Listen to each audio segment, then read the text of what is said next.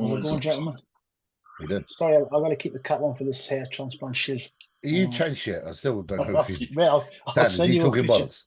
Is he talking absolute bollocks? I honestly didn't say anything to anybody, so I don't trust you.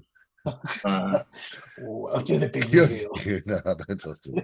You're a cunt. I could have done some new teeth while I was actually pretty big. Yeah. 1,001 coffees and pre-workouts over the years. Dan was going to go for a face transplant, but they couldn't do anything with it. No, Face transplant. it's too irreparably damaged. Beyond repair. I can sell mine though. I mean, like the movie Face Off. Yeah, yeah. That's a good movie, actually. That's a really good movie, actually. Top movie, man. Face Off, yeah. John Travolta, isn't it? Yeah, and Nicolas Cage. Yeah, when Nicolas Cage, it was like when you didn't care that you could only be one person. Yeah. You'd only done it a few times. Although, did you see Longlegs? I literally just watched that. I thought that was quite cool. I liked it. I liked it. It was horrific, though. Yeah, I liked it. Yeah, I did like it. Yeah, we were just talking about that because it was pretty horrible. Yeah, but horrible was good. This is a new one. Yeah. Sorry, I'm way out the loop, gents. Oh no, it's like a horror. Yeah, it's weird because I like Nicolas Cage's movies, but I don't like him as an actor. Like, how does that work? I can't understand how that works. With he's just got that same like monotone like voice, hasn't he? Like, please, Nicolas, just shut up. Looks a little bit from here. Yeah, he has definitely speaks it. Same as Liam Neeson. I don't like Liam. Oh, Liam's good in two films. Liam Neeson's movies, but I don't like his acting style, but I like his movies. It's weird. The only two films I think that are acceptable with Liam Neeson are The First Taken and Batman Begins. That's it. Yeah, I would agree with Taken. Taken's pretty good. You don't think Batman Begins is good? Favorite Batman is still The Dark Knight Rises, James. Obviously, nice. Do you know is you're under the what's that metaphorical? I don't know what the fuck. It's like there's this wall been pulled over everyone's eyes that The Dark Knight Rises and The Dark Knight or whatever is a better film than Batman Begins, but it's actually not. I don't believe it. Yeah, I think I only saw like little bits of it. Maybe it was just that Batman. The Dark Knight was like a nod at the old Batmans, and so maybe we're just a bit older. I think that's it. Because that was like a nod at like, yeah, there was definitely a nostalgic like. It felt like a Batman film. But it probably wasn't a better film. I know what you're saying. Yeah, if you watch Batman Begins and you watch Batman Dark Knight, simultaneously, like if you were not simultaneously, but one after that would be simultaneously work, you will realize that the Dark Knight is all right, but it's a bit flat compared to Batman Begins in regards to storytelling. Yeah, there is. I'm not trying to force my opinion on you, but I am trying to force my opinion on you. Which was the one where he became like a ninja, and they were like the first one, Batman Begins, man. Come on, you reckon that's the one? Yeah, all that backstory, like being up in the mountains with the shadows. Yeah, I don't know. I didn't buy it. Oh, yeah. I might have to rewatch it when I have 17 hours spare. Yeah, I'm gonna. It's about 3 hours, isn't it? Yeah. I think the first one's as long. I feel like the first one's maybe a bit shorter. Yeah. Second one's long. We'll check it out at some point, Jim, and I'll give you my honest opinion. All right. That's podcast done. Reviews done. See you later. Yeah, that's it. See you later. Just based on you saying that, I'll do it again because I trust your. I hope you do. I think I trust you on things like this. Yeah, I think I've got a valid. Maybe I just missed the point. And sorry, before we just move on, and Christian Bale actually has some muscle in the first one. In the other two, he looked like a regular man. Yeah. Sell it to me. Yeah, he's on the real GH, wasn't he? On the first one, he was none of the dud shit. Then he's just on the generics. The black top generics. Switch to Chinese. couldn't get any genos, whatever you want to call it. His dwarf friend no longer could care for him. The kid's got a doctor's, unfortunately. Prescription ran out. You shouldn't make those jokes on here, really. Dan, do you want to do the thing that we don't ever need to do, but we still do it anyway? It's this episode, whatever, we have no idea because we don't know what we're doing. Yeah. Welcome back to 100% or Nothing Motivation. We're on episode minus 467 from the past in the future. And just the three of us today. we've whittled it down for various reasons. But we're here to shoot the shit because we weren't. Well, we've been doing life stuff, and there was a bit of a life, which we're just rubbish at this stuff. I think it's been about 3-4 weeks now. So yeah, it has. We get them in while we can, guys. That was kind of my fault because I got Joe Bennett, and he was like, "Yeah," but what he meant by "yeah" was no, and so he is going to come on, but not yet. He's got small children, so Joe, they're off holiday as well. don't let me down, so boy. They've been running him wild. But anyway, that's one to look out for, guys. In the future. Joe Bennett. Yeah, we've got the shed. We've got the shed anyway, so the shed's better anyway. Got the big man sheddage. That's the shed. The big shed. I saw the pictures today, James. What are you now? 310 or something? I was 312 this morning. Fuck. Really? Yeah, Fuck. But that's after a pizza yesterday. Come on. Oh, cheating. 4 pounds of sodium. Cheating. Probably, yeah. I'm not. Yeah, I'm actually 250. I'm normally like last time I weighed myself, I was like 308.6 or something. I saw but that. Pizza pump. Mm. Try and get these up to like 22. They're going to be like 23 by now. That's 26. the thing I noticed in the picture. Was it today, James, or yesterday? Sorry, I have got a memory of this. I put up a picture today. That's the first thing I noticed was the arms. Was that an arm day? Don't tell the secret. Was it an arm day? It wasn't an arm day. Pizza before weigh-in, arm day for the photos. I didn't do any restricted blood flow training today. No. Because the tricep was like, whoa. Yeah, like, it does get a bit more dippy, but it's holding like still there, even now. Well, I'm just jealous of someone with a fully functional tricep. I'm not even jealous of people with big triceps anymore. Just a fully functional one where you can bend your arm and stuff. I'm watching people in the gym like, oh shit, I wish I had a fully functional tricep. That's going to be a thing now. If you're only going to look at triceps and base whole tricep fetish. Like a fish. There's something for everyone. Luckily, feet. Yeah, that's why I asked Branch if it could train legs because I haven't got any elbows. So got no elbows. Looks like we're going to do some legs. There'll be no knees. What are you training then, James? When gasps come, you'll be getting a session in surely, yeah. Yeah, whatever he wants to do, really. Whatever Branch says, really, isn't it? Probably a bit of chest or back in it, I reckon. Yeah, you've already done chest for Branch, haven't you? So yeah, maybe some. I've done back as well. To be fair, maybe I should do some shoulders because I need shoulders. Do everything, James. Do everything. Upper body. Yeah, just do a whole full over body session. Just tear everything off. Don't even see that shit. Just tear all off the bone. Texas style. It clearly is Texas style for fuck's sake now. Now I don't even mean to make a joke, but it is Texas style because we literally did have a situation where a bone. Oh, for fuck's sake. Never mind. We'll just forget about that. Move on. Anyway, what is the plan, James? Because somebody did ask that. What are your future plans? Obviously, you're full off season. I'm thinking. Have you set anything in stone or not? Or just get massive? I'm just trying to get massive in a minute, and then massive. But I think I've only got till like I don't want to push beyond December because there's only so long I can do this because it's just uncomfortable, isn't it? So how long can you be uncomfortable to this degree for? I don't know, but I think December's a realistic time frame. And then listen, if I can't put on any muscle in that time, then I'm destined not to put any more muscle on because it would have been done by now. And I know it sounds like a bit of a rush, but we don't live forever. So come on. Yeah, this is what I say to people all the time, and we have had this conversation as well, James, briefly. Like everyone who keeps saying like, "Oh, next year." You literally like one injury. Sorry, I had a painkiller, Aaron. It's made my mouth rather dry. I won't say which one. Highly legal or prescription only. Over the counter. I say to people, you're only literally one injury away from it being all over. So yeah, there's that, and there's also just like I was talking about this yesterday in the gym. You know, how many years have someone like me been doing anabolics for? Yeah, simple as that. Like exposure to it, to the degree that I have. Like you have to be. I don't want to be too cautious, but at the same time, just because I say I don't want to be too cautious because the way that anyone got successful, I'll tell you now, is when they were like a little bit ignorant. But you do get to a certain age where you're like trying to think about what's going to happen tomorrow. And yeah, I'm at that point where I'm like, I know there's a bit left in the tank for sure, but it's like, what am I going to do to squeeze out that last bit in the tank? Is it a dangerous pursuit? And I don't want to do anything dangerous. So I think if I'm realistic with myself, you know, another season and see how that goes, of course. But like in regards to like pushing your body weight up and stuff, like can't get too crazy. Like there's only so much you can do in one spin. You know, you can't put. If the heaviest I've ever been was 310, for example, you can't just suddenly expect to be 350. Yeah. So Yeah. 50 pounds.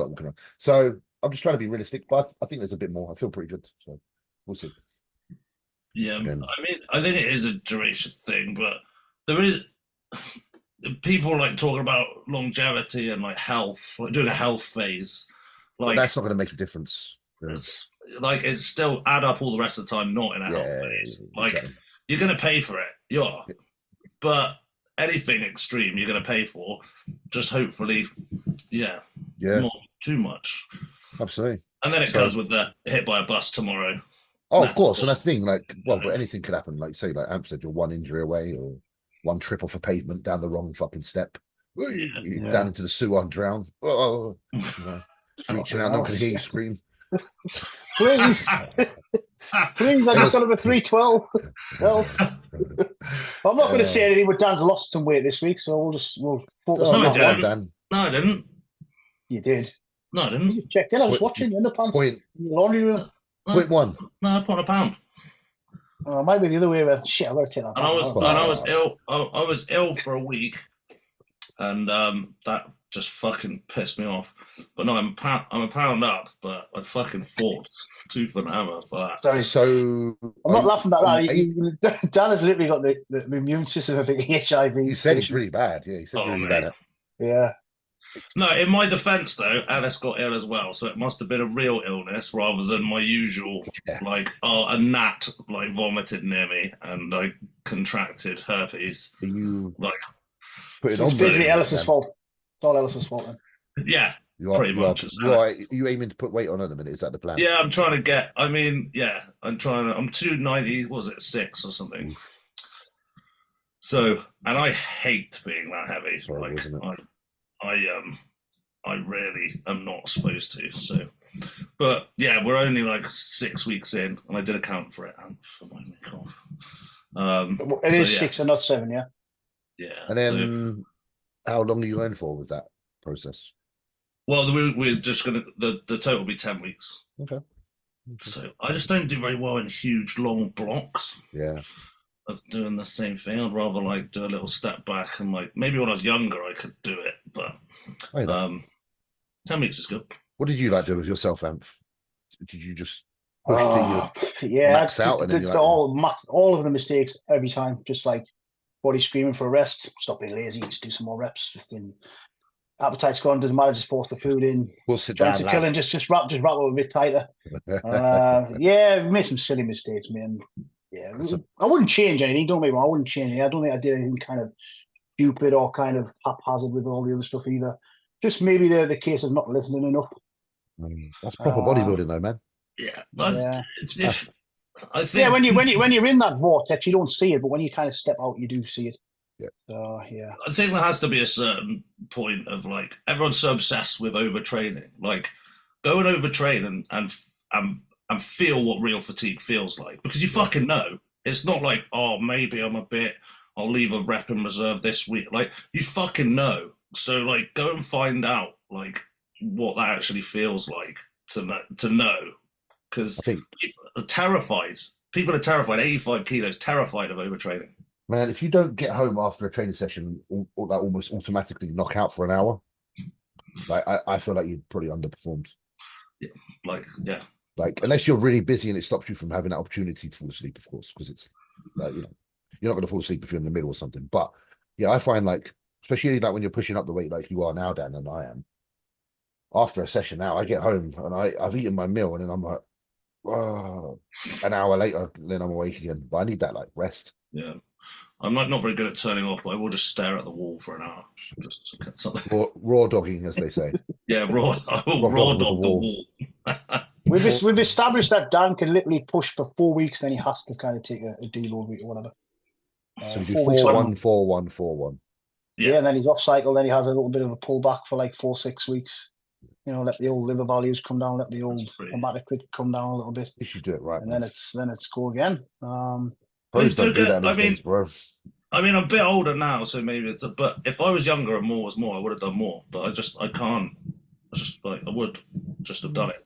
Like, when you're young, fuck it. And if more gear was more, I would have done more gear. I'm not going to pretend that I wouldn't have. I fucking would. Sure. Like, it just doesn't work like that. I don't know what Yeah. other pros do, but like it's so rare that you hear any pro coming off now. Mm. Such a different time than it was, because I remember like obviously Steve Avery being a good friend of mine and a mentor, and obviously when I used to talk to him and have his help, yeah, you literally come off like you're saying, and do Clomid and fucking HCG and tamoxifen, and I know we had these little like routines you do after. Yeah. Yeah, I can tell you a little story about all that stuff if you like. We'll bore you for 10 minutes. Let's Go go. on. We like old stories. That's why we're here. We used to do the whole like time on, time off thing. Yeah. Back in the old days. Or Man, in the whatever. fucking day, mate. Time on, time off. If you did 10 weeks on, you had 10 weeks off. If you did 6 weeks, whatever. Yeah. And I found that as time went on. So when I was younger, because I get asked about this a lot of the time about TRT and all that stuff, and it is kind of frowned upon by some like old pros and stuff. And it is a tough one because I don't want to advocate being on gear all the time. But so when I was younger, I would come off. After a couple of weeks, everything was fine. You didn't need any HCG, Clomid, all that stuff. No. As the years went on, the rebound just didn't happen as fast, unfortunately. It's like you come off site and you got like no sex drive, you got no energy, all that kind of stuff. Yeah, hung around too long. Yeah, fuck. So I started doing the HCG Clomid kind of thing. By the way, I hate Clomid. I cannot take that stuff. It makes me massively depressed. But tamoxifen will kind of do the same type of job, unless you want the fertility benefits from it. Yeah, but after a while, even the PCT thing didn't work. And luckily at that time, I kind of met with Dorian. It was like 97, 98, I think it was. And obviously he'd come off all the bits and pieces. You could tell he'd lost a lot of weight, etc. And I just said, like, how did you used to play things back in the day? Like, what did you do type of thing? And he was kind of, I don't know, whatever people want to call it, like blasting and cruising and stuff. He was doing that back then. He was doing like cycle, TRT back on. And he made the same kind of point that I'm trying to make now, like coming off for 10 weeks, fully off isn't going to restore your axis, is it? It's going to let your liver values and everything come down and all that kind of stuff, but you're not going to restore your own testosterone production in that time. Sure. But he was saying, what's the point of coming off unless you're never going to go back on again? So if you're going to go back on in 10 weeks' time, you might as well do on some TRT, which is proper TRT, though, not like 500 mgs of sustamin. Yeah, it's for like 150 or some shit. Yeah, like real TRT. So yeah, that was a kind of interesting conversation with Doz. And I do kind of advocate that because low testosterone and feeling like that is bad for your heart health and everything anyway. So again, I'm not advocating you stay on drugs fucking all year round, but if you want to be a competitive bodybuilder, you're probably going to have to go that route, unfortunately. Yeah. We had on Bash Bros, we had Dr. Dean come on, and he was just saying like, because we used to, you probably did it as well. You wait like 2 weeks after your last jab, and then you do your HCG and the protocol that was given to you. Like, but that probably wasn't even enough time to actually drain the drugs that you were doing. So he was saying like, actually, you probably want to be pushing it like 6, 8. And then it's like, well, you want to try and get your test levels back for like at least like 12 weeks. So now you're like in 5 months.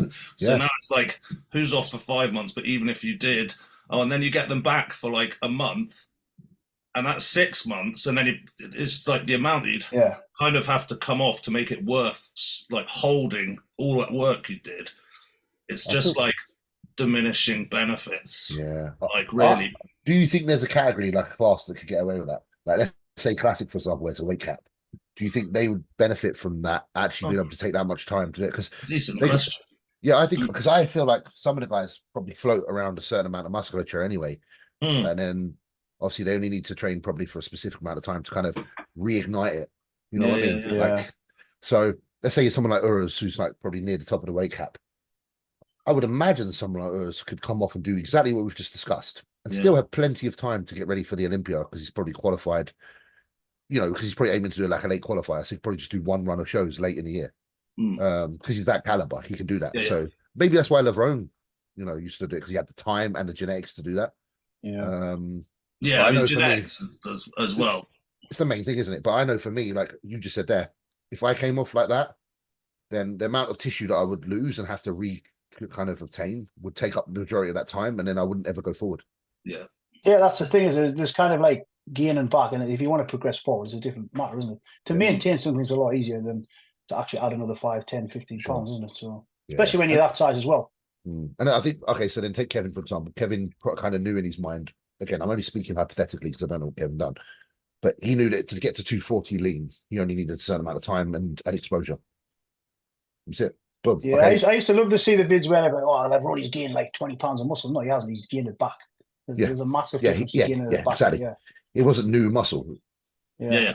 Yeah, that's what I Yeah, was he trying was to say just about it. Like, yeah, classic like that. Can that be done?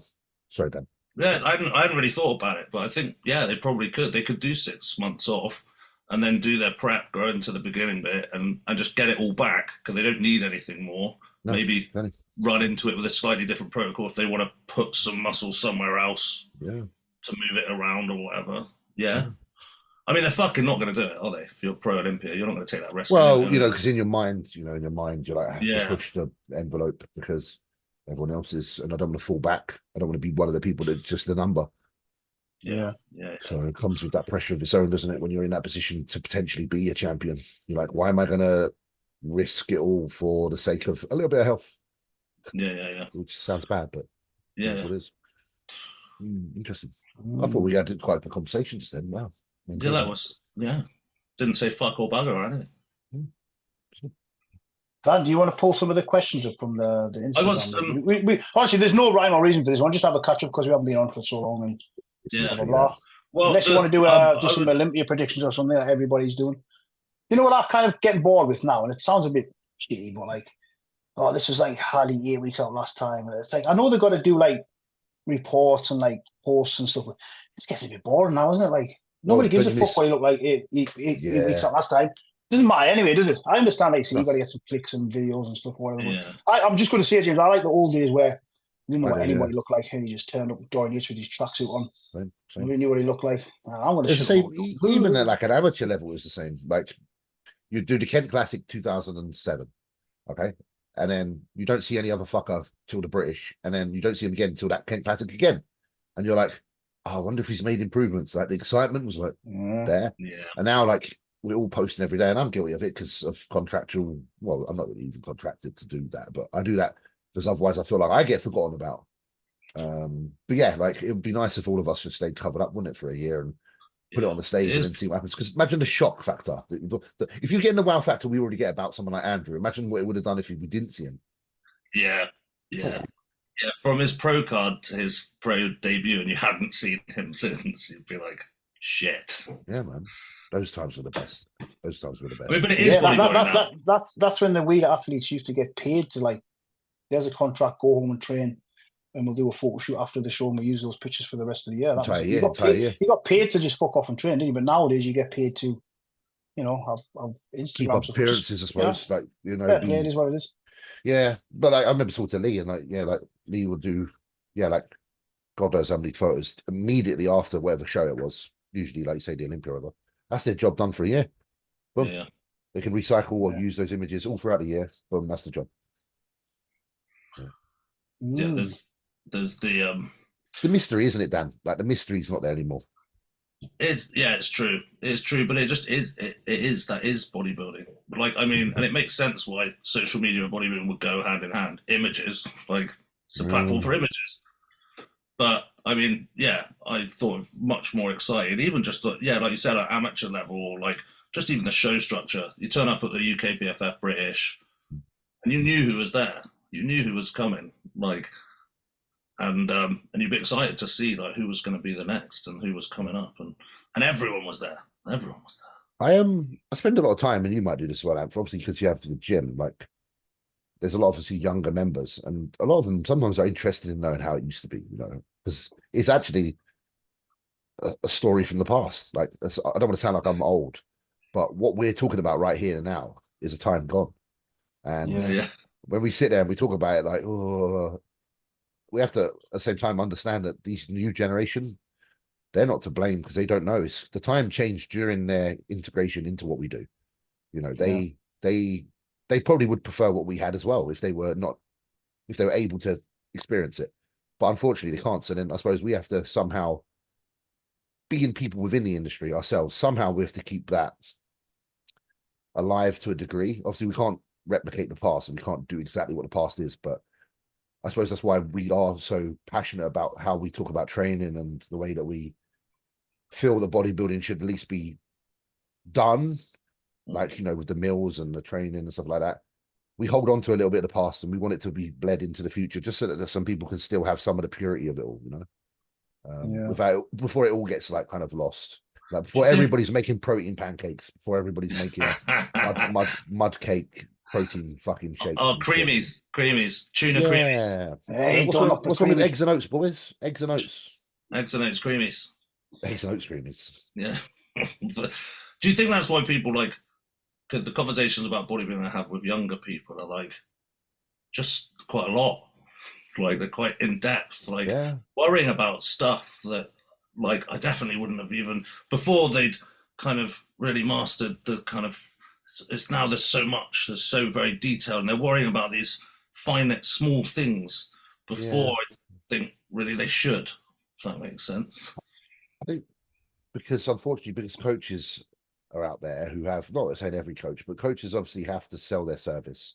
And the more intelligent a coach can sound, and the more they make their job sound like it's something that requires being professional. It requires a lot of intellect. It requires a lot of understanding and knowledge. The more information or false information, we can say, is out there. And obviously, therefore, it makes people that are walking into this believe that it's as deep as it is. Like that it's super deep to be a bodybuilder. Like there's so much involved. And you know, back in the day, we didn't treat it that deep. Our main focus was literally on 3 things: train, eat, sleep. Like there wasn't really much thought going into fuck all else.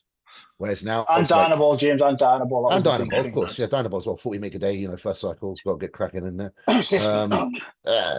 But now, like I say, we're just getting too. Unfortunately, there's words like fatigue being thrown around a lot. There's words like steps being thrown around a lot. There's words like training the muscle in a long position getting thrown around a lot. Strength curves being thrown around a lot. Like all these things were never even a consideration in the past. And yeah, listen, I know things have to evolve, and that's fine. But it's like how much of this stuff that is being spoken of really makes a difference? Because if it really made a difference, why have we not experiencing more Ronnie Coleman's or more Phil Heaths? You know, so I don't know. I feel like what happens is because there is so much information now that people are almost they're victim of their own need to know everything, because then they never move forward because they're searching for answers too much rather than just doing those necessary fundamentals that are the thing that gets you from here to here. And wasn't it so much more fun when you just spent all of the time doing it rather than thinking about it? Dude. Yeah, like just doing it. Like sort out what you're eating, eat it, and train like you've got a pair, and just do it. Yeah. And now the joy, people are really into it. They do get an endorphin hit out of talking about it a lot more of the nuances. Mate, the biggest nuance is the drugs. Like how much people want to talk about individual drugs and what they do and what their mechanisms of action are. I'm like, fuck me, I'm not interested in that. It's so boring. I don't want to know any of that. Like, I just want someone to say, for 6 weeks out, you take it this much of this. 5 weeks out, you maybe take that out, you put this in. I don't want to know why and that. Listen, if I wanted to know all those things, I would have gone to the university and studied some deep shit. Like, I would have gone and done astrophysics, been an astrophysicist or whatever you call it, where you want to know about fucking all the depths of like of space and time and shit. But I don't. So totally random question. Say you weren't a bodybuilder and you wanted to go and study something. You can study anything. Like, what would be your thing? What was your thing that you think that's fucking cool? Oh, I know. Something probably to do with like animals, like understanding wildlife and then all the species. So like having a diverse knowledge of what animals inhabit our planet and how diverse they are. Because obviously we know animals, but we don't know how many of each animal there are. Like you've got cats, for example, or dogs. Like imagine knowing all the different breeds, whether they're like household or wild, where they're native to, their breeding conditions, time of year, like all those little like crazy nuances that would get you thinking really deep. It's like people that love flowers. Like imagine being that deep. I think that'd probably be cool. What about yours? I would study psychology. I mean, just these past few years, I do like listen to a lot of podcasts on psychology, and having 2 friends who are psychologists and stuff, and mashing through some stuff what I've kind of had to, work out myself. I find it very interesting, very, very interesting. It's very, very, very, very deep how the old human mind works. Also, you're doing that though. You'd also have a good ability to understand other people as well and their actions.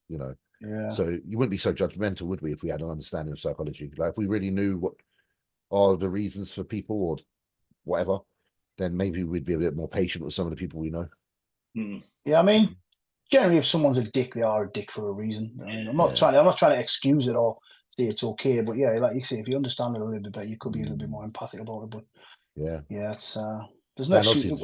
There's no excuse. No, that was obviously That your would be a question, rock Dan, so you star. must have an answer for it.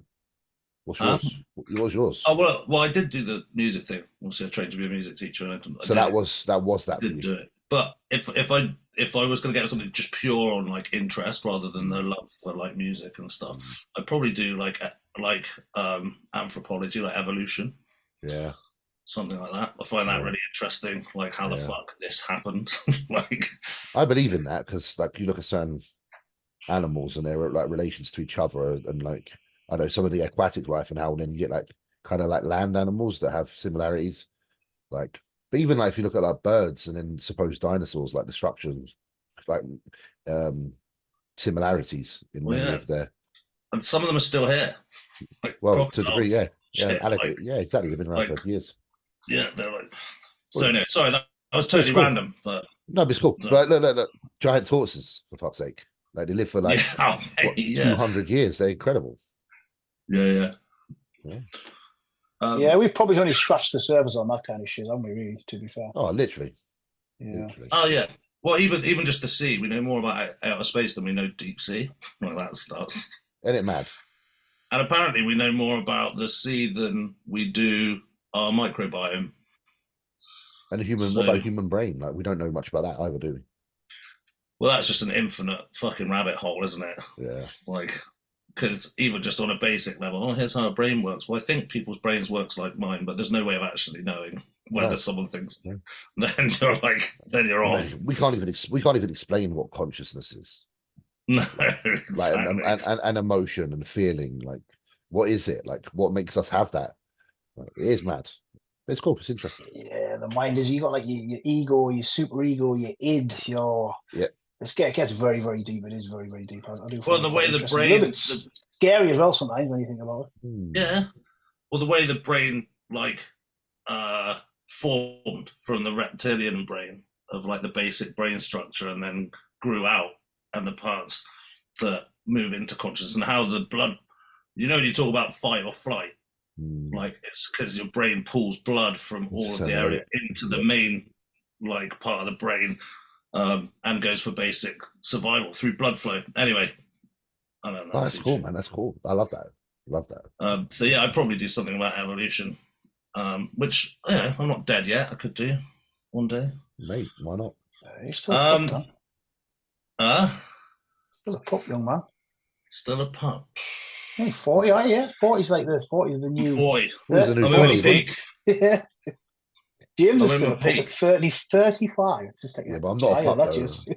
Dude, I'm feeling like a middle-aged man. I think I'm in midlife crisis. Yeah, when people say to me like, "Oh, you're only 47," I do try to say like, "Listen, try and do like heavy squats and deadlifts and shit for like 30 years, and then get back to me." Like, add another, add another 10 years of your training on, James. How do you think you're gonna feel? So, I like how the young, all this shit. I like how young people are like, age is just a number. And I was like, yeah, but your age is 25. Your number's that. Tell my knees that it's only a number. Just tell them. Phone them up. Just be like, just numbers, mate. Just had another 20 years of like 600-pound squats on the good back. Fucking brutal. Yeah, we better actually talk. Come on, then. We only got a few because. Sorry, guys. I just it was a last minute thing, wasn't it? So unfortunately, we only got. Well, I got a few from the group. People want to know: is there a new shed coming? Or are you expanding? There were rumours, apparently. Oh, the gym. Oh, I'm always looking to do something. Fuck, like, just what can I do within time? You know, obviously I've only bine open since January, and I've got to be conscious of my expenditure of money. Yeah. So I've just done a posing room, which is going to be finished next week, and then I've done a treatment room, which will be finished next. That's actually finished already. But yeah, I want more gym space, but I can't find answers in a minute other than maybe a mezzanine.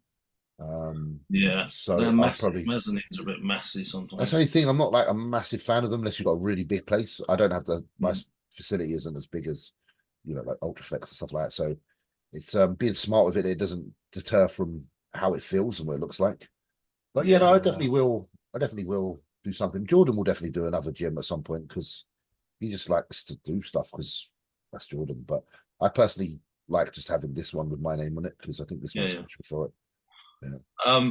Now you've got the setup and it's like there. Is there any kit that you've like eyed up as like, oh, that's kind of missed in my arsenal? I wasn't, you know, like you've got it all out, and it's like maybe it's like, there's a gap there, not necessarily like physically, but just bro, all the time I feel that way. Like I pulled an assisted chin up the other day because we needed one.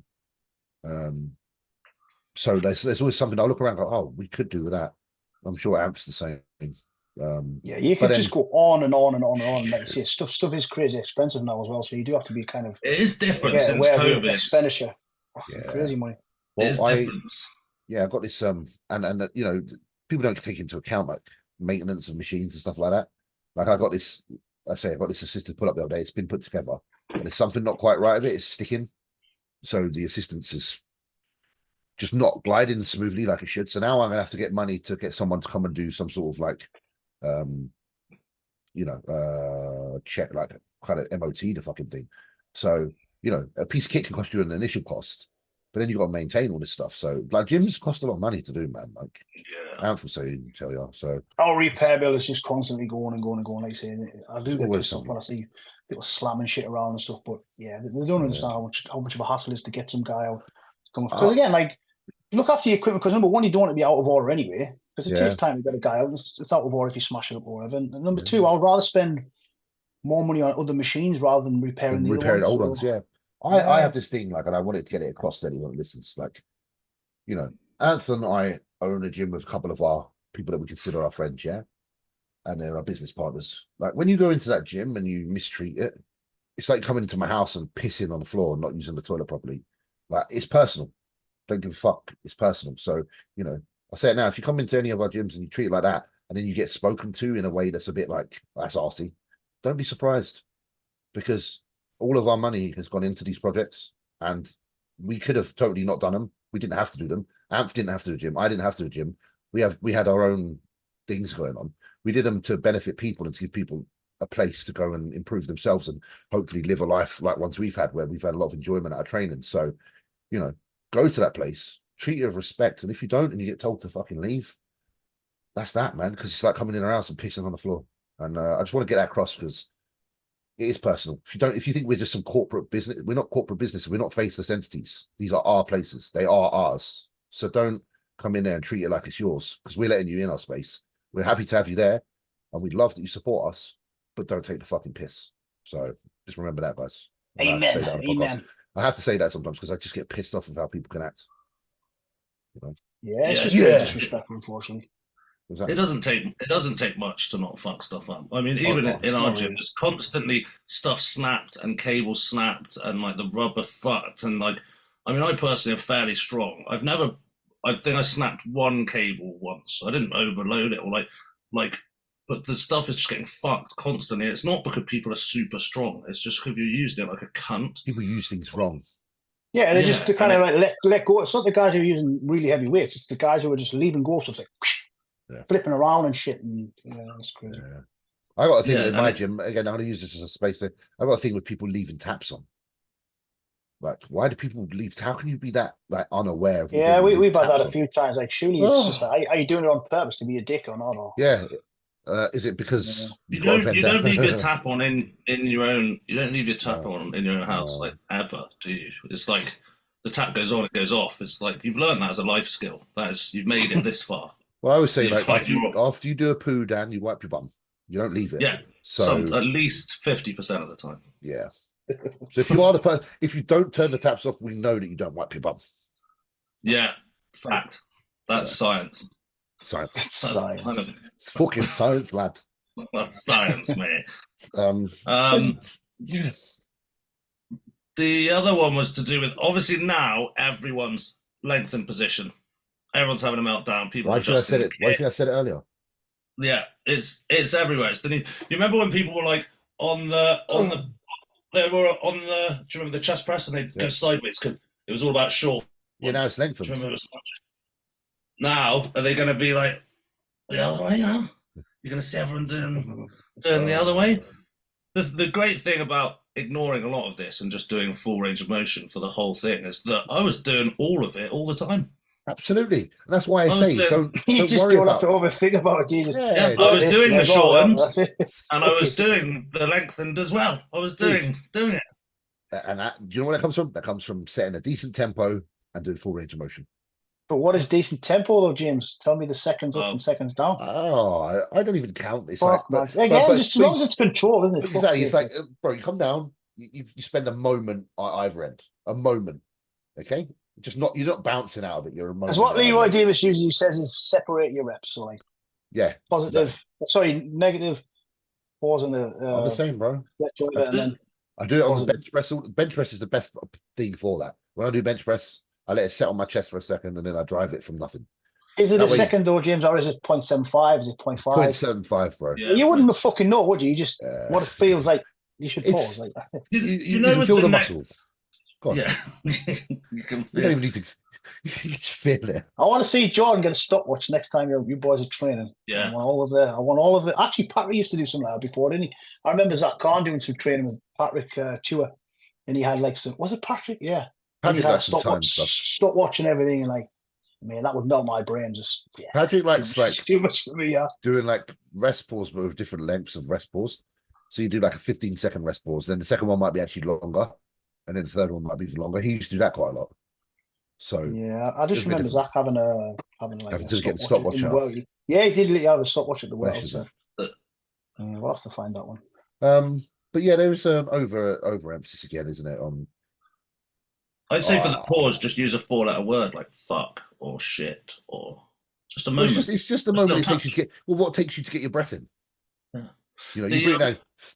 You know, there's a speed on the negative, and you can tell that the weight is doing the negative. It's just a bit slower than that, isn't it? You can tell when the weight's controlling what's going on and the person under it is. And it's just a speed that maybe I've just looked at it too much, but I can see the speed when it's too fast. Do you know what, Dan? It's because it's a language in itself.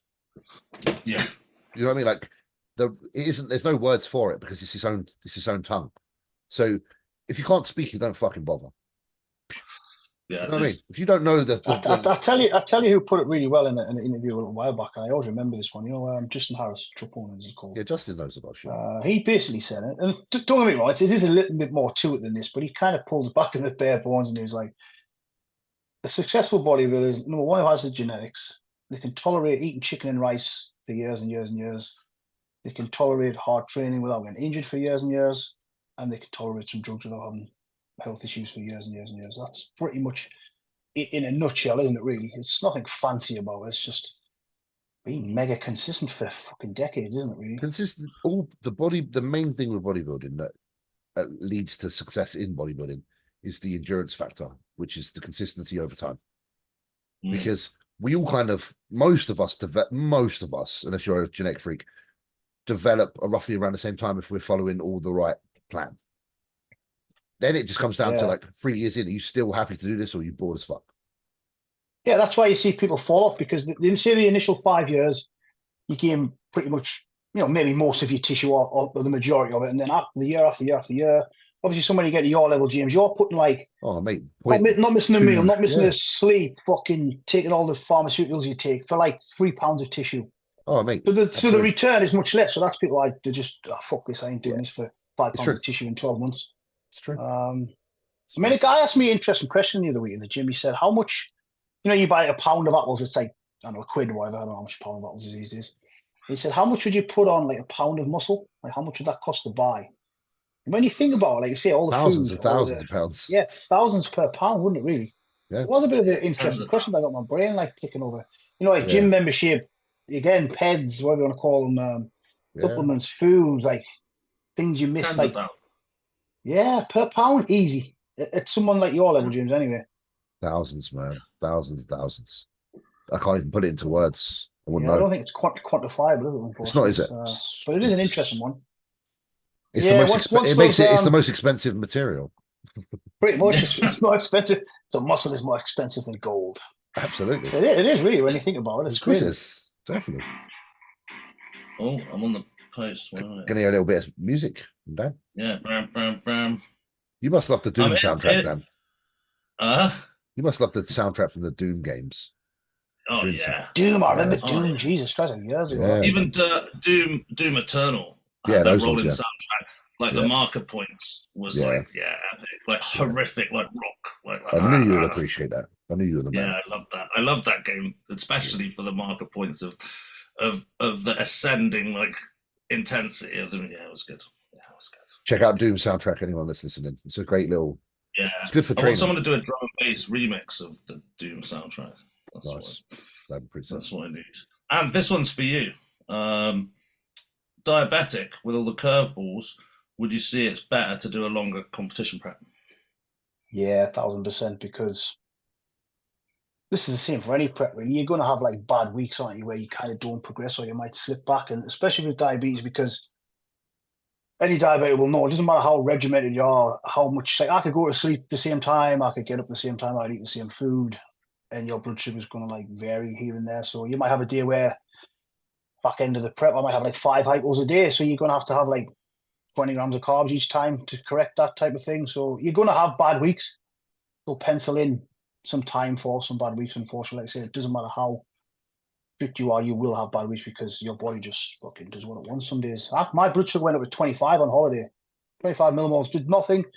Had one meal that day, didn't eat any rubbish. I was chilling out all day, just boom. Yeah, fuck you, man. We'll have a nice 25 millimole.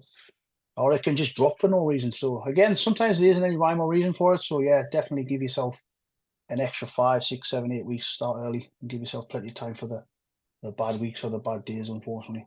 Yeah, I mean, I think a longer prep is usually better. Like, yeah. So, how long do you need to prep? Like, well, 12 Yeah, weeks. I always kind of say to people. So How let's far say if you are, you if it's perfect.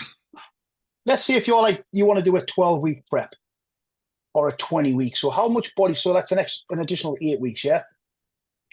So how much muscle would you gain in 8 weeks realistically? Yeah, like Pretty much, fractional. well, yeah. But how much body fat could you lose in 8 weeks? Like 2 pounds a week. That's 16 pounds of body fat gone straight away. So I would rather start early and give myself a head start than staying an extra 2 months in the off season. 20 weeks. I used to start out 20 weeks usually, and I'm usually like relatively lean, if you like. Yeah, 20 weeks gives you that, like you say, that time for like if there are a few weeks that don't go to plan, then you have that ability to, yeah.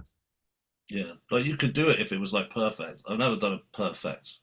No, I don't think anybody has a perfect prep, do they? Unfortunately, There's always very, very rare. There's always something. You can do all the work. I don't think I've ever had a perfect prep, because even if you have a good prep, sometimes the good preps don't lead to your best physique, so therefore it wasn't a perfect prep. Yeah. Because if it was a perfect prep, you would have looked absolutely spot on at the end. Yeah. I always say this: if there was a thing as a perfect prep, then and you could just repeat it, then Dorian Yates would just do this 93 Olympia prep every time. Over and over again. Yeah. Doesn't work like that, unfortunately. The question for James is: what are your main improvement areas? What you gunning for? Well, back, arms, shoulders, probably those 3.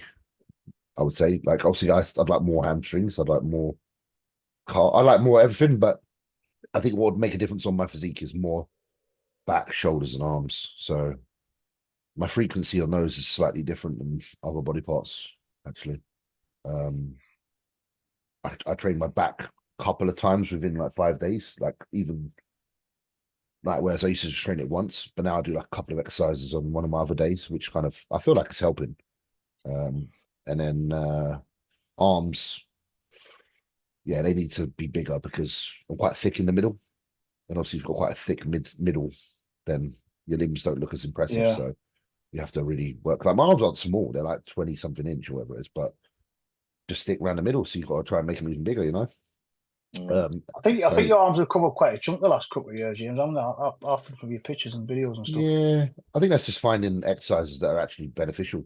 So, you know, I'm a massive fan of the straight bar press down like Dorian used to do, but I do it my own way because I think that you need to load the tricep a lot and push down like a dip kind of thing to get the most out of it, in my opinion. But I just find the bar feels better for me than the actual dip itself. The dip's very easy to kind of go over into the shoulder and the chest. So with the bar, I feel like you can eliminate that. So yeah, that's what I'm trying to work on, man. Like, I think if you slap on some good arms and shoulders on my physique, it'd carry me up quite a few spots. You know, abs are never the best, but they're never going to be the best because genetically there's just fucking dog shit. So, fuck abs. Amph, do you think low carbs is harder as a type diabetic? Also, is filling out for a show easier? I guess you mean type. Definitely not filling out was easy because if your insulin sensitivity goes to shit and your blood sugar runs high, then you're not going to absorb any glucose. You're not going to absorb anything. Everybody kind of makes the misconception of All insulin carbs. nutrients. Yeah, only so if your blood sugar is running high on a carb, which has happened to me, it was happened to Body Power Body Power Pro. It was running like 20, and I was just pissing it all out. Basically, if your blood sugar runs high, you're just going to piss it all out, unfortunately. So make sure your blood sugar is stable for a carb. I guess What I what used to people do was think. I would go like mega low carb for about a week. Get the insulin sensitivity really high, then I would carb load heavily for 2 days. That's pretty much what I could withstand without the blood sugars kind of running off. So I would carb load early because all of that food and all of that insulin to go with it, because you obviously need insulin with every meal. You're going to cause a lot of inflammation as well. So 2 or 3 days for the inflammation and the water to drop off, and then as a diabetic, I prefer to load early. Yeah. I do it anybody I coach, actually. I just think this is like less room for error. Get yourself loaded up, nice and heavy, spill over, mop up the water if you like, and then cruise in. I think when I used to do it in the old days, even before I was diabetic, the old way of carving up like into the show, you were kind of always cautious of like, oh, am I eating too much? Or I think you used to hold back a little bit. Whereas if Maybe you come load a it little bit early, on the you can go a front. little bit Yeah, more. Yeah. fill the Makes sponge, sense. man, then wring it out. Yeah, I mean that's what we've kind of done. Is if you do it till you spill, then you're definitely full. Absolutely. Yeah. I usually think you look better. Most people look better just as they start to flatten out. Yeah. Rather than full brim. Yeah. Like at the beginning, when like I did used to carb the night before, and it was just a gamble. Like Yeah. sometimes you wake up and you're like nailed it, and sometimes you wake up and went Bit fucked sub it, Q. and Yeah, there's but not really anything I can do about this now. yeah, you get It's that too sub late. Q and you can't do nothing about it. Yeah. Whereas like if you've got that time, then you spill on purpose, fuck it up, and then Mop up. yeah, I think it is a safe, like a safer. What have we done? So you mentioned multiple times a week, and someone has asked about this. Like, obviously, didn't you? Like everyone's like upper, lower, and you were used as an example of it's a Jordan thing, and you were used as the example of someone who could train something once a week because you were so massive. I don't know about that. I don't think there's like I see the merit of more frequent stimulus for sure. It's weird. I woke up in the middle of the night the other night. You know, when you wake up in the middle of the night, you feel like you got the most clarity in your thoughts. There was something I was thinking about to do with this upper lower. And it does make sense. And I do think you can encourage more growth. But at the same time, it comes down to your training style and how much do you like to dig into your own muscle and hurt. Like I can't walk away from training sessions and feel remotely like I've undertrained any particular place and be satisfied. So I do think a lot of what people do in their training is emotional, but why shouldn't it be? Because you bodybuild because it makes you happy. So if you doing something that doesn't necessarily give you the stimulus mentally, although it may on paper be better, what's the answer? Like some people are like, oh, but if you want to be a champion, you'll do whatever the fuck, blah, blah, blah. But no, you won't, because those people saying it haven't won what I've won. None of them people that I hear saying that have won what I've won. Because you know why? Because if that was really how you felt, then why can't you commit to this as much as I have over the period I have? And it's because I make my shit fun. I make it enjoyable. Yeah, I might not have the best formula, but the formula I got is sustainable and it lasts for a long, long time.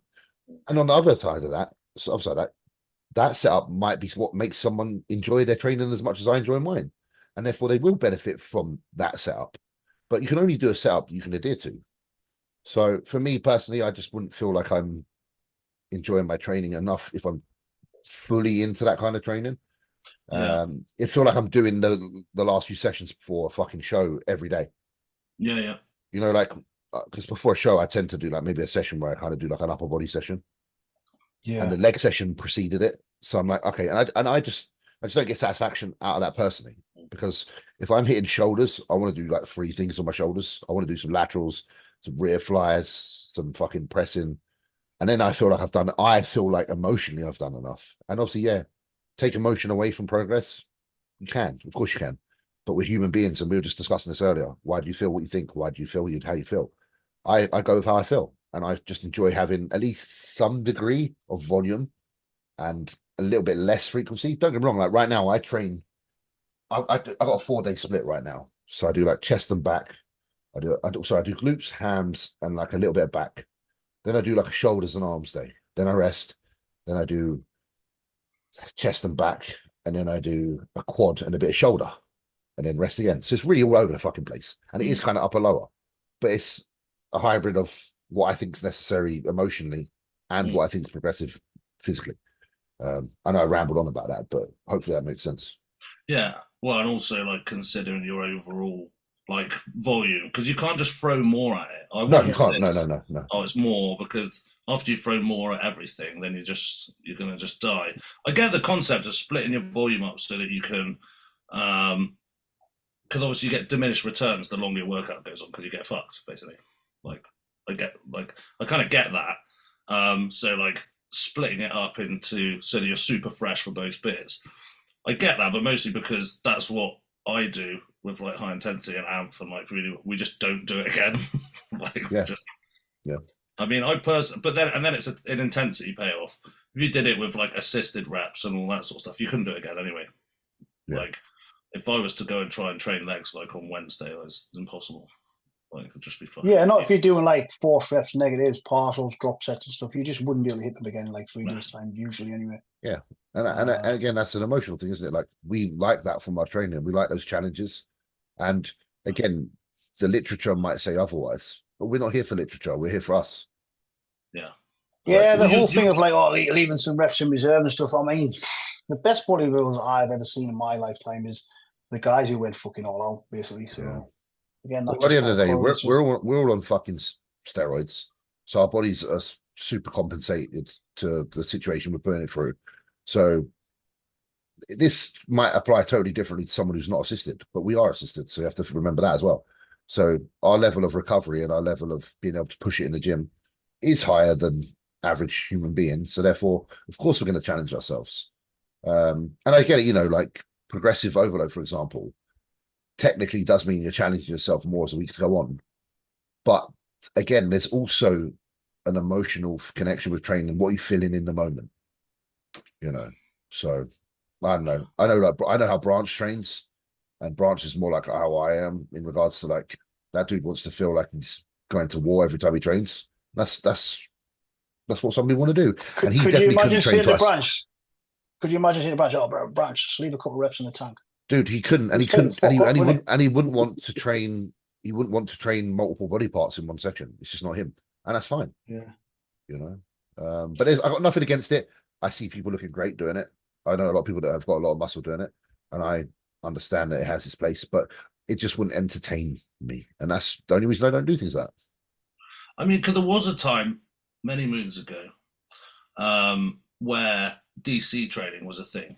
Big. And you were involved in that clique as well, because it was you and I came in a little bit after because Jordan helped me with some of my training. So I didn't learn it from any of the people like Dante or the kind of Dave Henry or any of those guys. I wasn't fully on it. It was Luke Sando, actually. I think it was more on it. Yeah. But it was a thing. Like huge.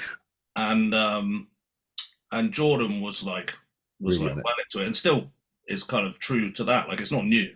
No. You know, a lot of the people are like reading it as like it's new. I tried it myself personally, just burnt myself out immediately and died.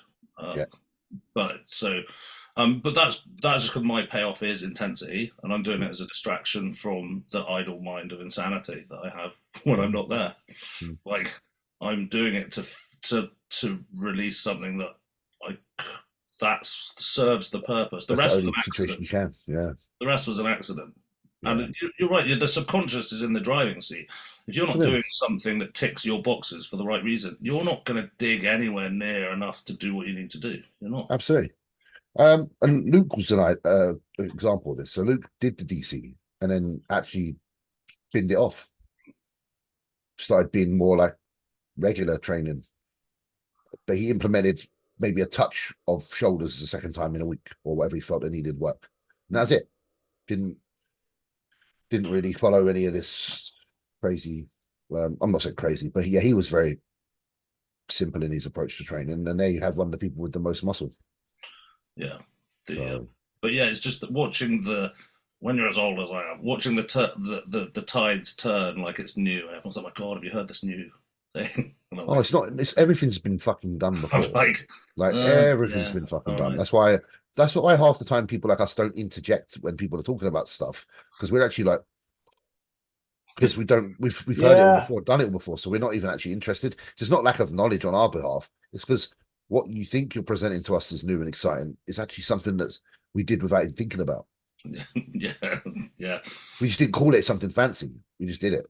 Yeah. I'm all the shit, and obviously I've seen kind of both sides of the fence. Yeah, there's nothing new out there, to be fair. It's just kind of packaged up in a different way to sound all fancy, and unfortunately. Well, if you followed the big, because obviously the thing that gets the big followers is the this is the one and everything else is shit, right? So that's what does it. Now, if you followed all those things as they came out, then you'd be flick-flacking around or whatever. The people that learn kind of what was kind of working, like, have taken care of those. The strength profiles, the short position is definitely most important. And we kind of went, well, maybe it is, but we'll just do full range of motion because I reckon probably that makes more sense. And then now it's like lengthened, and it's like, well, if I just do full range of motion, then I'm going to take care of that. And probably, I reckon that's probably best. And then with the next tide, and we'll still just be ticking the boxes of all these new fads that definitely work and everything else is shit. But just like the same shit we've always done. It's like barbell rows, isn't it? Like we all try to progress our barbell row strength at one point in our training. And the indicator of that we're not strong enough is that we can't get it up to our stomach. So we just train until we get strong enough to do that and move on. So that's the only thing we had to concentrate on. And that ticked every box that you just mentioned. But we didn't think about all those other boxes. Because if you're pulling it to your stomach, you're getting full range of motion. And what else fucking actually mattered? Because you can't not have the stretch position of a fucking barbell row. Because when your arm's straightened, that shit's under full load. So you've covered all grounds without even having to think about all the bullshit. But in the middle of that, everyone was like, barbell rows, worst thing ever. Shit. They're shit. Oh, everyone was like, they're shit. And I was like, but I got injured and couldn't do those or pull-ups and my back degenerated. Dude, people's backs turn to wafers when they throw that shit away. Yeah, and so I was like, probably like I've done the science on myself and I didn't do it because I'd hurt myself. And I had to be a bit more careful and accurate, and my back just fucked off. Well, people confuse detail with muscle. So you get a lot of like these lighter, smaller kind of guys, no disrespect. And they got a lot of bumps and bumps on their back. They look great. But they weigh a certain amount and there isn't density to the muscle, and density is a completely different thing. And that won't show on everyday shit. That'll show on stage. And half these people don't compete, they just coach. So yeah, it's all good when you do a back double bicep in the gym under good light. You got a lot of shadowing and loads of details. But turn like 3/4 around and let us see your like actual thickness. And if I can get my finger in that shit, it's a totally different ballgame. And bodybuilding's that. Bodybuilding's like taking things to the extreme where musculature is just like outrageous. There's the tipping point, isn't there, where it's like you're big, and then it's like, oh, actually, like, and it's almost like, oh, that looks silly. Like that's kind of what you're aiming for. Like, oh, that looks like it shouldn't happen. Yeah, and you get that by just doing fucking heavy shit. Absolutely. If you want to have anything that makes you go, what the fuck? Then you have to do those kind of things. I really do believe it. At the beginning, I think if you're just worried about that, then you wouldn't have to learn it later. Like, just honestly, sorry, James. No, go on now. Go on. The thing is, I just break it down. I look back at like who's the biggest human beings I've ever seen in like amateur level, professional throughout the years, and none of them do all of this fucking shit. They just do the stuff kind of what you do. It's nothing fancy or complicated. And Everybody's so obsessed with like isolating everything now. Like your body is built as like a leverage unit. It isn't supposed to be like broken down so much. Teres fucking major for 3 reps, and I know you got to isolate the muscle, but it just seems to be massively. Let's see if I went like so strict on a barbell row to isolate my lower lat 40%, like the poundage is going to drop so much. Like you can make a barbell row with a plate hard as fuck if you went like ridiculously overly strict. And I'm not saying do them sloppy, but everybody's just getting obsessed with this massively overly strict form, and they're kind of like dropping like 60% of the poundage off and 70% of the intensity. It's just, I don't know. Well, look. Who's got a bigger back? Yeah, a gymnast who just pulls up on the rings often, or these guys you're seeing. It's the gymnast, and the gymnast is not thinking about isolation. The gymnast is thinking about entire body recruitment. How do I get myself, strong from here to here so that I'm never tired? Like his main goal or her main goal is just like the function of the body as one, rather than I'm gonna when I pull up on the hoop rings, I'm gonna go. No, I'm gonna like. That's why you've just bought a chin dip assist, isn't it, James? Absolutely, so I can do that. But muscles are designed to work together. Yeah. Like so what if when you do a pull down, you lean back a little bit and then you hit a bit of bicep? They're both going to like I say, there's obviously like this taking the piss, which you wouldn't do, but this overly like fucking so slow and like fucking crazy. Like, how can you expect to do enough signaling damage to a muscle group when the stress applied to it is not even enough to warrant that kind of damage to occur? Like at the end of the day, you have to cause damage, and you can't cause damage by lifting a fucking teapot. Let's be honest, guys. So you've got to put some load for it. I don't, even at the extent where there might be a little bit of body English is fine. I always say a little bit of body English is fine, just not Chinese. I'm sure you know what I mean by that. Like a little bit of cheating is fine, but just totally taking the piss. And well, and it's like fucking but it's also like when you're doing a movement, is it kind of coordinating together? If there's coordination, if it's coordinating, then you are stimulating the muscle groups all involved. It's not like you're just making a shambles of it. So, there's a few. I've never been, if you've not got a spotter, I've never been against like a little bit of movement to get something up. Oh, same, man. Like you probably start your set as strict as fuck. Then you might cheat a couple of reps. Oh well. Yeah. Do your rep range strict as death, and as long as you're not going to slip a fucking disc or anything, exactly, or you're not. Yeah, I've never. Mate, I've seen Dan. You look at Jay Cutler train. You see him gets a little bit like sloppy on a couple of last reps. Oh well, you never questioned him, did you? Yeah. Never. That's pretty much the questions, mate. Nah, there was some more. We'll get one more done. Let's have a look. I'm blind. I haven't got my glasses with me, so. It says bodybuilding idols. Do you have a specific idol? Yeah, we're all going to say the same guy at me, I think. We'll take a hazard a guess. Flavio Baccianini. Do you guys even know who that is? I'm old as shit. Is it Flavio Baccianini or something he's called? The little Flavio shit. Oh, it's Flavio Baccianini. I've totally butchered his name. Sorry if he's still out there, dude. Little Italian guy. You see the guy who like Lou Ferrigno put his hand on his head. He's like 4 feet tall. Flavio. Yeah, I knew it was Flavio something. Yeah, Flavio. I don't know. Bacciani or something. Bassiani. Yeah, I'm only joking. He's not my idol. I was taking the piss. Great physique though. Come on, man. It's got to be Dorian Yates for the physique and the mindset for me. That's a no-brainer, that one. Yeah, between him and Ronnie, isn't it? It's got to be. Yeah, let's pick one that's not Dorian Yates then, because I think we're all kind of in agreement. I know James is a Yates fan and everything. Yeah, but then most influential person to me probably was Steve Avery. And that's no one to do with a famous bodybuilder. But like, if I'm really honest with myself, like, who did I look up to in that light? With that kind of level of respect, the first person I really, really respected in bodybuilding was Steve. Like without his influence, I wouldn't be here. So I don't have a person because like I don't know.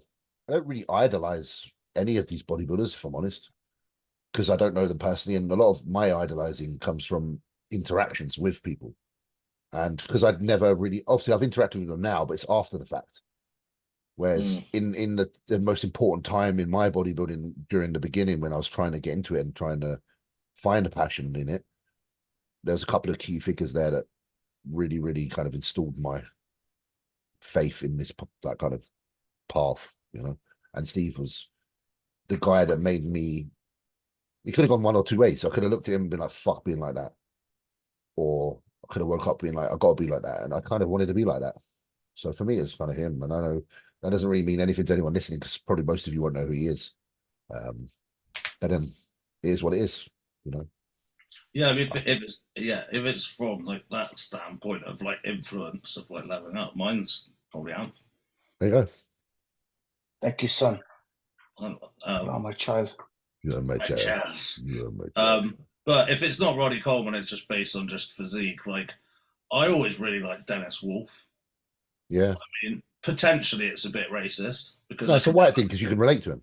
Because I could never look like Roddy Coleman. Yeah. I was gonna make a really horrible joke there. A really horrible one. I was just going to tap Dan's calf there, but it's all right because I'm team no calves as well. But that's why that's because he hasn't got any calves. Yeah. But it's fine because if I had massive calves, that would have been bad. But I'm team no calves anyway. So. Oh mate, you have got massive calves. I definitely. Oh fuck! I don't have any calves. James has the massive calves going. I definitely don't have any calves. I got massive bones. That's why. Oh no, I've got. Yeah, but Dennis literally had no calves. Didn't he? Had some kind of nerve damage, didn't he? At some point. Yeah, I see that. Something definitely happened at some point. Yeah, it was. Yeah, it was like they didn't exist. It wasn't like they were small. So there was that. They slipped into a different dimension. That was that. There was that. And also he was just see through, wasn't he? Like very pale, pale as fuck. And obviously he was massive. There was that one photo shoot on there with Marcus Rule and him. Yeah. And I was just like, what the fuck? Like, I was there for that photo shoot, actually. I was there for that photo shoot. You were there? Mark were there. Yeah, I was in the gym. It was in James, did you ever go to Flamingo Powerhouse? No. It closed down after a little while. That was the old like hardcore. But one Flamingo had all the old fucking what area was that in? Goals Flamingo in Vegas. Oh, so it was on the Flamingo bit where Flamingo is. Yeah. No, not the Flamingo Hotel. Just I thought it was going to be Flamingo, near there. Flamingo Road. It was quite out the way. You have to get a taxi from the strip and stuff. But yeah, myself and Mark, my brother Mark, we were there for the Olympia. And the next day, I've told this story before. Dennis and Marcus were doing the photo shoot. Like, fucking what the fuck? They were eating hamburgers between like shoots and stuff and sets. Really? Like, honestly, I'm not joking. Like, Marcus Rule must have been like, fucking so wide, crazy, ridiculous. Hey, I didn't. Oh yeah, it was. Yeah, it was Marcus and Dennis. Yeah.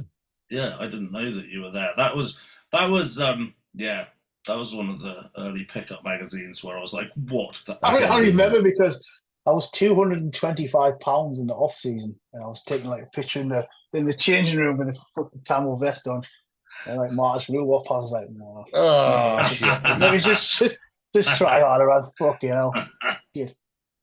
Delt was like this fucking big one. Delt was crazy. Oh mate, he was fucking wild. Let's try harder. Dennis James was another one that I think gets forgotten. Freaky in the vest, wasn't he? Oh, Dennis James in the vest. We'll talk to him about. Yeah, he did it. We did a seminar with Dennis at the Max Muscle, obviously back in the day, and he was on the treadmill, and you like literally couldn't go on the treadmill either side because he was that wide. Like, that's the type of shit that I like to see. You don't really see that much nowadays. I don't know. No, it's like there was a video of Branch I shared yesterday, and like you look at the density of the guy, and I don't see that now in anybody. I've seen it in yourself, James, without being asked. Oh no, not that. I've said this before. Like to actually appreciate the tissue you've got, you kind of like have to train with you and like let you see you get a pump and all that kind of stuff. And not being all homo here, but when we're out in Vegas, I was like, fuck, that man's making some progress, man. All right, bro. I want to be. Well, that was when you said even yourself, you looked like you put like 30 pounds on when you got a pump in Metroflex. Oh, mate, it was 1,000 degrees. When you're in a warm place, the body expands.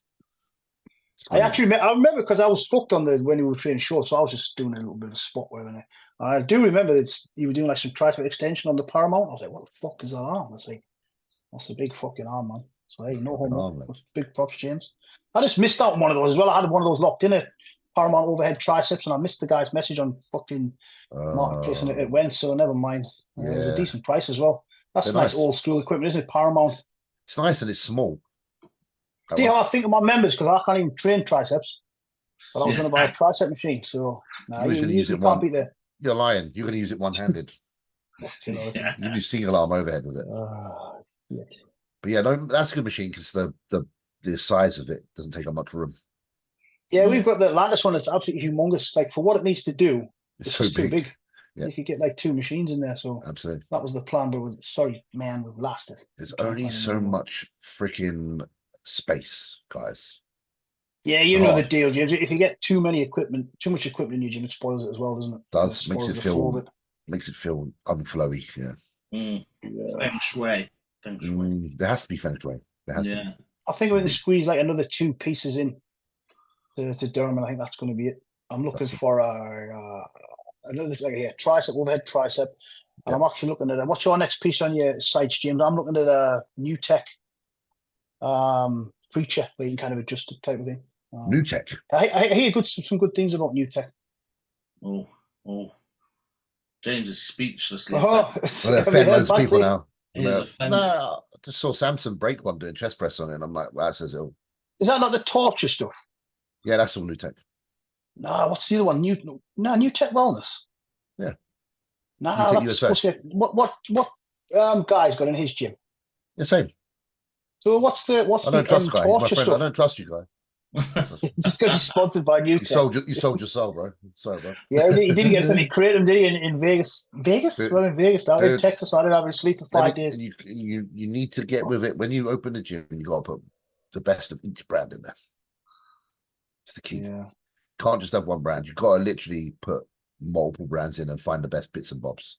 That's what makes a fucking popular gym, I think, without being an arsehole. Yeah. Not trying to be I an think we got about 8 brands now. You have to, because Atlantis will have something that's very good. Then Arsenal might have something that's good. Then then you'll find a Cybex piece that's amazing. Then Life Fitness, and then you'll find an old fucking gem from the past from Nautilus. So you can't just pin into one brand. That's why I would never make my gym only affiliated with one, because it can't be. There's a hole in every brand. There's a hole in every brand. Like in every. One thing that's always got me, the Cybex, like squat press, something. Yeah.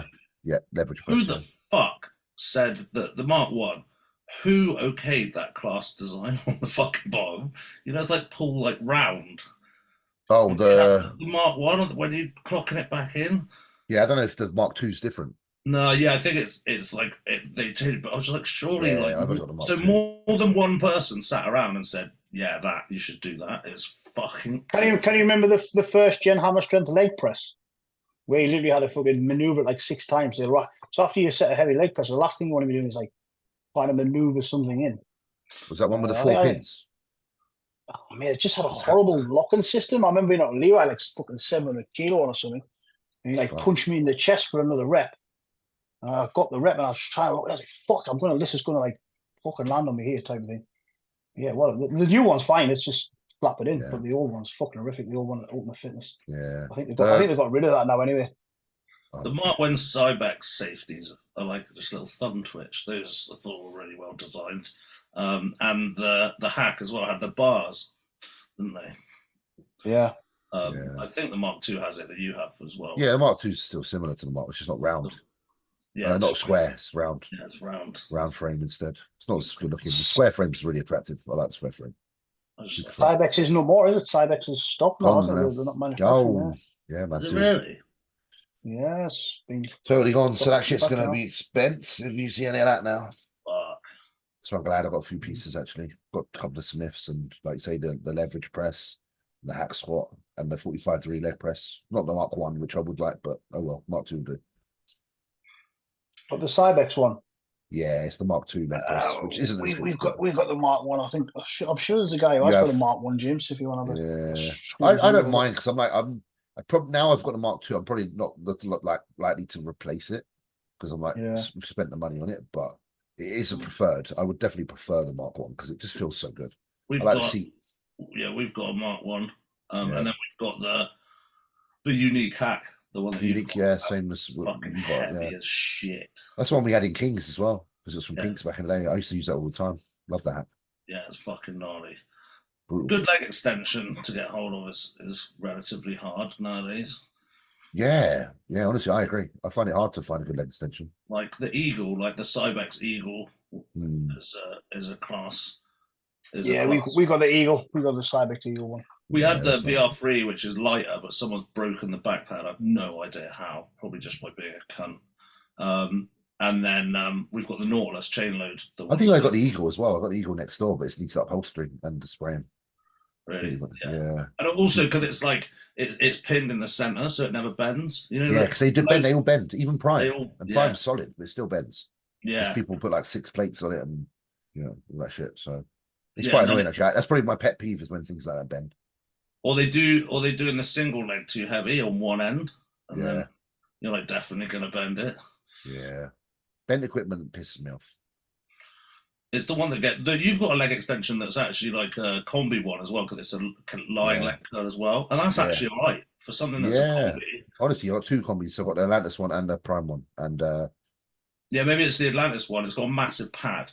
yeah, the Atlantis one's comfortable. I like. Oh no, the mass pad's the Prime one. Is that the Prime one? Yeah, It's yeah. good. But a lot of people use that because it's.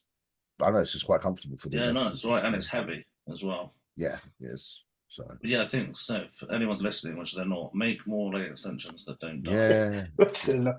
I actually asked the guy who manufactures equipment, what is the reason why now they're not center driven with the stack at the side rather than the back? Because we got like Flex Fitness, which is to the back. the back. The We original, got an old Nautilus, which is to the back. The rest of them we got like a Cybex, which is to the side, Nautilus to the side, Primus to the side. And he just said, I don't know if it's true or not, but he said to make things more commercialized and new. So ladies were complaining that they had to get off the machine to like kind of change the stack so you can just do this now. Ladies, why are you ruining I mean, it for us? Yeah, just fucking get off Fucking the hell! machine. Now we got change shit the leg fucking extensions pin. because of that. Yeah. We I used mean, to have really that good might be ones. fucking absolute bullshit, but it would make sense. To I make it think more that sounds about right commercially easier. Like, because I know God what forbid Yannick if is you had to like. get off and go on the back. Like, fucking hell. No one. Mm. Yeah, I mean, we're forgetting that we're not the people making these companies any money. Like the bodybuilding part. The bodybuilding community is not driving Cybex. Well, clearly. Well, obviously not because it's fucking gone now. Because it doesn't exist anymore. Never mind. But if you're waiting for like a piece of Prime kit, how long are you waiting now? Like a year? Are they coming out with a hack and there's like a year waiting list? Something like that. 12 months I actually inquired about. Yeah, 12 months. Yeah, that's fucking wild. I'm not sure what I think of that hack. I think it's a bit too much over complication. I've not Yeah, I just inquired out of curiosity for the price and stuff. It was expensive and it does have band pegs on it, so I'm kind of put off by it. Yeah, like nah, fuck that. No yeah, but band pegs. That's all bullshit now. Oh, is that gone now? Yeah, that's finished now. It's done. So what's the new thing then? I don't know what. Actually, I don't actually know what the new thing is. Stretch. I said this to James. Oh yeah, the length of position. I said this to James the other day. Like, I really don't go online and scroll much nowadays because it's fucking boring, man. I just don't get. I watch James's train. Obviously, I get fired up by watching that stuff. And again, not being a kiss ass, but very few people nowadays are. I just don't like when it's like constantly talking to the camera. It just doesn't get me fucking fired up. I understand it's all educational and stuff, but I just want to see people training. Fucking giving it some, it's just it's fucking mad at the moment. But I understand people making money and you got to make your money, man. I get it. Even in Instagram's time, it's even in the time it's existed. I used to go on Instagram and actually like feel alright, like I wanted to train. Like it learned what I liked and it gave me videos of massive people lifting massive shit. And now it learns I like bodybuilding. It gives me people telling me about sarcomeres. I just fuck off. I just I don't know. I wish I didn't have to really film. I like just I'm in a good spot with training at the minute with like little Jordan. Like I call him little Jordan because he's short, not because he's small. You're not small, Jordan. You're short. You're a big fella. But yeah, like I don't know. Different time in it. They say you just got to do some stuff to keep appearances and make sure you still get paid. Who's ready for the UltraFlex Open this weekend? Yeah, I was just going to mention it, man. Oh, it is because it's Sunday, so it is 1 week now, isn't it? So, well, just under Saturday. Yeah, James, you got to be like 3:20 by then. You got a carb load. Yeah, I turn up on Sunday. Sorry, guys. Here's the show. It's me. Yeah, we got James guest posing, we got Jordan, we got Reese guest posing. So nice to bring some kind of the guest poser thing back. It's used to be like the highlight of a bodybuilding show back in the day, didn't they? Waiting for the guest poser. You'll have to let me know when you want to come on, James. We have got you on before men's bodybuilding, but you might be on early. I don't know. I don't want you hanging around all day. Man, what time is that? I have no idea because we don't know who's entering yet. So you've got up till Wednesday to enter, guys. If you want to enter, £500 overall men's, £500 overall women's, plus a year's free entry to UltraFlex gym of 2 UltraFlex gyms of your choice, actually. We've got some pretty cool awards, actually. We've got signed Branch Warren belt for the best legs, plus a 250 gas voucher. That's cool. We got, let me think, Better Bodies is the best poser for 250, and Hardcore Clothing is the most shredded. If there's anybody with freaky legs out there, I would kill for a signed Branch Warren belt. Yeah, I would as well. I mean, I would like one now. Actually, I might get him to do one when he comes. Yeah. But Then we've also got August 31st, guys. Be there. Actually, what about? Oh, remember this? Yeah, that's. I'm not being very. I'm being very biased here, but though. those are probably the best trophies I've seen up to this date. I got the best conditioning. I was at the last one. I won't be getting that this year because I look like a dead mushroom. Who's judging? Me. All right, Just me. so we have Wendy McCready, we have Kevin Welch and Pauline Welch, who are NABA judges. We have Ian Chambers, which is a former UKBFF. I don't know what Fed he's with now.